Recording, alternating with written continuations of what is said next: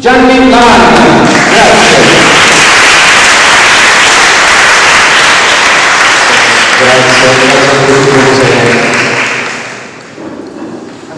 Allora niente, naturalmente io sono veramente onorato di ricevere un premio letterario per questo mio album con 17 sonetti di Shakespeare tradotti nella nostra lingua napoletana. Un lavoro durato un paio di anni.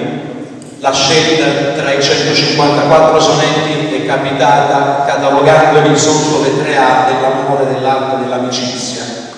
E vabbè, qualcuno sicuramente si riconoscerà in un sonetto. È stato un lavoro innanzitutto per portare la letteratura di Shakespeare ad un livello sociale più largo, e un lavoro di rispetto e di amore e di passione sulla nostra lingua, che negli ultimi anni sta perdendo di quello spirito, di quella grazia, di quel suono. Oggi i ragazzi si esprimono per suoni,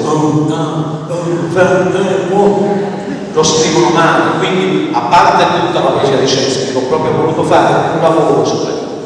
E non so veramente cosa dire. È un grande onore ricevere il premio alla 29esima edizione della scrittrice più importante del Novecento italiano, forse al drammaturgo, all'autore più importante del mondo. Io veramente non me l'aspettavo.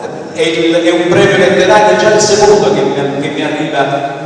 Forse avrò più soddisfazioni per questo mondo che non dei premi musicali e per l'aspetto proprio prettamente musicale e canore della cosa. Quindi vi ringrazio tanto e niente, grazie a tutti.